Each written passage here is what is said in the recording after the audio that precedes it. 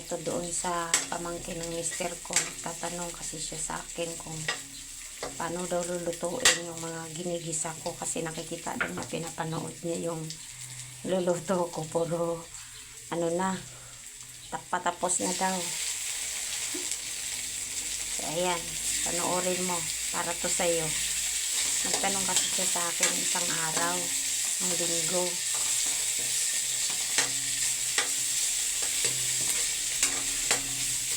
Panoorin mo ni.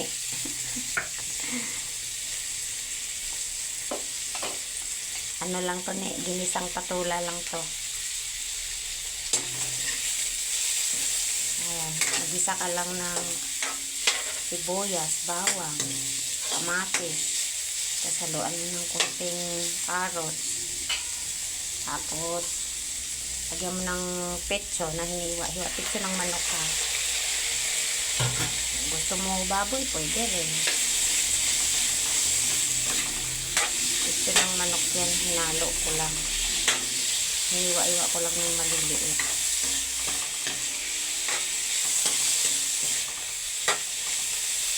Ayan guys.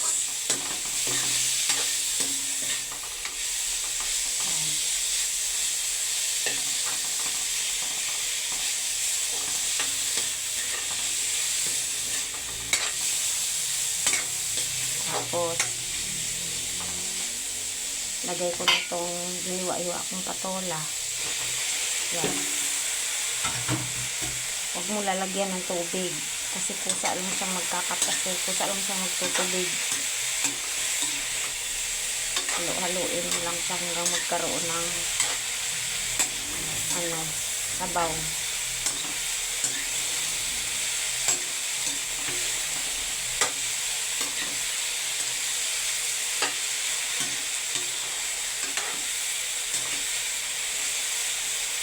Takpan lang na natin ng konti.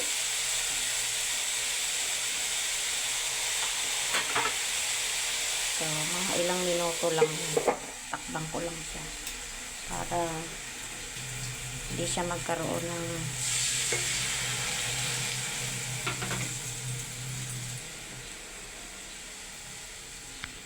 so, yun lang guys.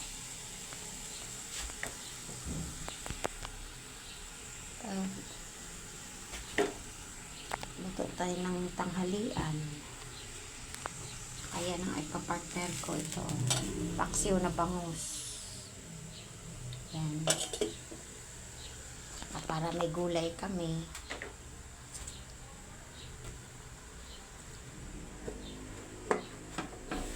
Yan. Ayan o, na siya. Nagkaroon na siya ng tubig. Yung kanyang katas.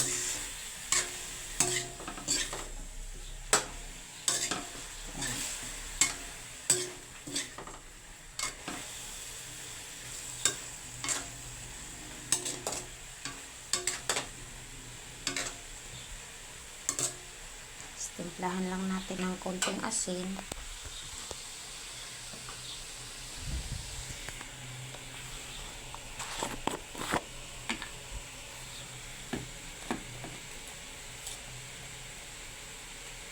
Yan.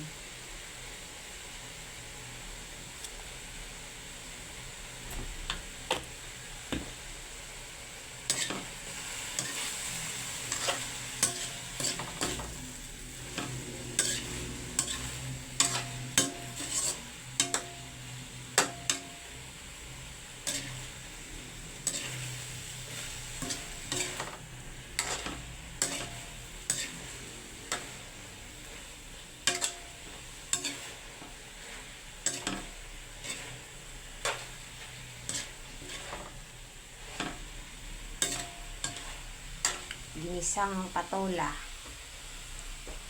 Yan. Kasi sabi nung pamangkin ko, pinapanood daw niya yung niluluto ko. Puro patapos na. Hindi daw niya nakikita kung anong ginigisa. Sabi ko, magisa lang siya ng bawang, sibuyas, luya. Yan, kung panggisa na gulay, ganyan lang gagawin. Simple lang. Tsaka yung may mga sabaw-sabaw daw na nakikita daw niya.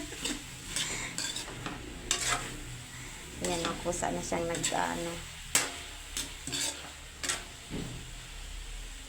So, yun lang guys. Thank you. Mahaba na kasi ang minutes, 5 minutes na. Thank you guys.